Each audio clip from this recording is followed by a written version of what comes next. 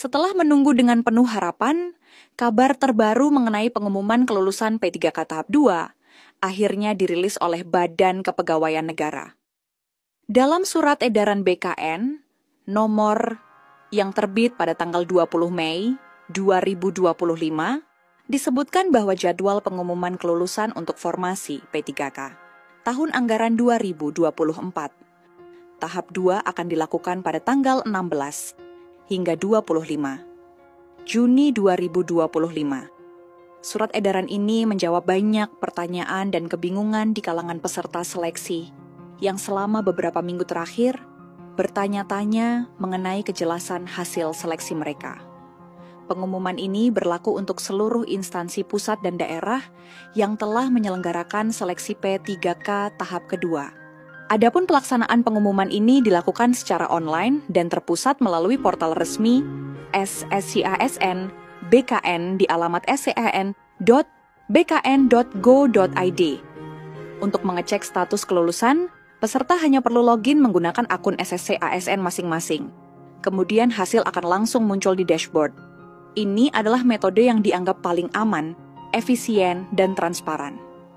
Selain pengumuman kelulusan, BKN juga memberikan informasi penting bahwa meskipun jadwal pengumuman telah ditetapkan, instansi tetap diperbolehkan melakukan pengusulan nomor induk PODIKA NI-P3 setelah proses kelulusan diumumkan. Hal ini berbeda dari pelaksanaan tahun sebelumnya, di mana ada kendala waktu antara pengumuman dan pengusulan NIP. Perlu diketahui bahwa seleksi P3K tahap 2 ini mencakup berbagai formasi penting, terutama tenaga guru, tenaga kesehatan, dan tenaga teknis lainnya yang dibutuhkan di instansi pemerintah daerah maupun pusat. Seleksi ini merupakan bagian dari komitmen pemerintah untuk menyelesaikan penataan tenaga non-ASN secara menyeluruh hingga akhir tahun 2024. Bagi peserta yang nantinya dinyatakan lulus seleksi, proses selanjutnya adalah pengisian daftar riwayat hidup serta pengusulan NI P3K oleh instansi masing-masing. Setelah itu, barulah dilakukan penerbitan surat keputusan pengangkatan dan penempatan kerja.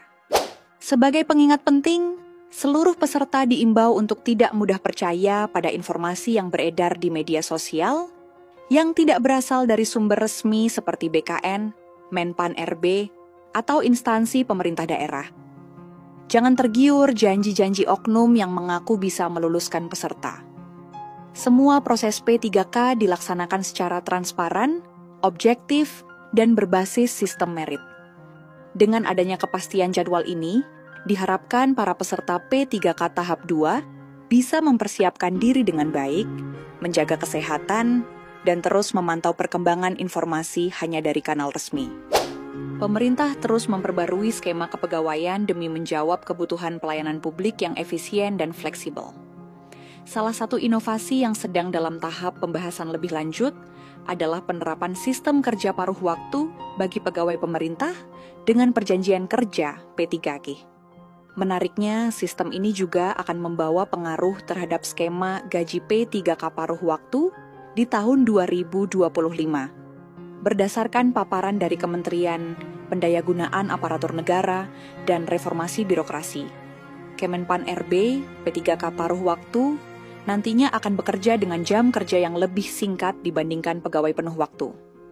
Meski begitu, status kepegawaiannya tetap legal dan berada di bawah naungan Undang-Undang ASN yang baru, yaitu UU Nomor 20 Tahun 2023. Lantas, berapa gaji yang akan diterima oleh P3K paruh waktu di tahun 2025? Menurut draft rancangan yang sedang digodok oleh pemerintah, besaran gaji P3K paruh waktu akan disesuaikan secara proporsional berdasarkan jam kerja, tanggung jawab, dan tingkat pendidikan. Misalnya, jika seorang P3K penuh waktu di level fungsional menerima gaji pokok 4 juta rupiah per bulan, maka P3K paruh waktu dengan beban kerja 50% akan menerima sekitar 2 juta rupiah per bulan, ditambah tunjangan sesuai perhitungan jam kerja dan kebijakan instansi. Namun yang perlu dicatat, meskipun sistem paruh waktu diterapkan, P3K tetap berhak atas jaminan sosial, cuti, dan hak-hak lain seperti pegawai ASN pada umumnya.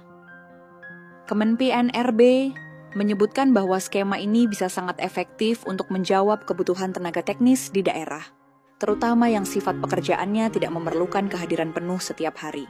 Model P3K paruh waktu ini juga disebut sebagai langkah strategis untuk mengakomodasi tenaga honorer atau tenaga teknis dengan kualifikasi tertentu yang jumlah kebutuhannya tidak besar, namun tetap dibutuhkan keberadaannya. Kebijakan ini masih akan disosialisasikan secara nasional sebelum benar-benar diimplementasikan. Oleh karena itu, bagi calon pelamar P3K 2025, memahami skema gaji dan pola kerja ini menjadi sangat penting agar bisa memilih formasi dengan bijak dan sesuai kondisi pribadi. Skema P3K paruh waktu menjadi salah satu isu paling hangat dalam dunia kepegawaian pada tahun 2025. Banyak calon pelamar bertanya-tanya, apakah status paruh waktu ini memiliki kejelasan hukum? Apakah pegawai paruh waktu akan mendapatkan perlakuan dan kesempatan karier yang setara dengan P3K penuh waktu? Berdasarkan penjelasan resmi dari Kemen-PAN-RB dan BKN, P3K paruh waktu tetap termasuk dalam kategori aparatur sipil negara. Hal ini diatur dalam Undang-Undang ASN terbaru, yaitu UU Nomor 20 Tahun 2023, dan diperkuat dalam Peraturan Men-PAN-RB Nomor 1 Tahun 2023. Dalam regulasi tersebut disebutkan bahwa ASN, termasuk P3K, dapat diangkat dengan skema kerja penuh waktu atau paruh waktu sesuai kebutuhan instansi pemerintah. Status kepegawaiannya tetap sah dan terdaftar di database nasional BKN, serta mendapatkan nomor induk P3K. P3K paruh waktu akan menandatangani perjanjian kerja, memiliki hak cuti, hak atas pelatihan, serta evaluasi kinerja yang dilakukan secara berkala. Namun yang membedakan hanyalah jumlah jam kerja yang lebih singkat, serta gaji dan tunjangan yang diberikan secara proporsional. Biasanya, P3K paruh waktu bekerja di instansi dengan kebutuhan tenaga terbatas seperti sekolah kecil, puskesmas terpencil, atau proyek-proyek teknis dengan beban kerja tidak penuh. Salah satu yang paling dinanti adalah, apakah P3K paruh waktu bisa naik status menjadi ASN penuh waktu? Jawabannya, bisa. Menurut pernyataan dari pejabat BKN dan Men-PAN-RB, P3K paruh waktu memiliki peluang untuk diangkat menjadi P3K penuh waktu jika memenuhi 3 hal. 1. Kinerja sangat baik dan konsisten. 2.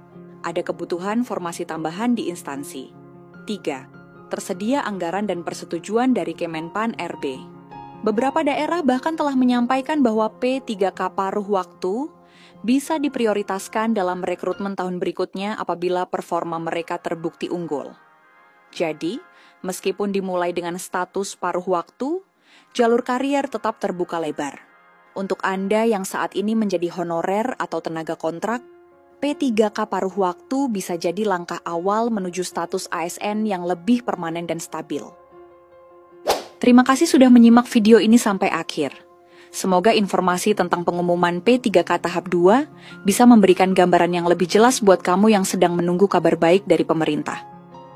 Jangan lupa selalu cek informasi resmi di situs bkn.go.id, menpan.go.id, dan akun media sosial pemerintah agar tidak mudah termakan hoax. Like, komen, dan share ke teman-teman kamu yang juga sedang menantikan berita P3K. Sampai jumpa di video berikutnya.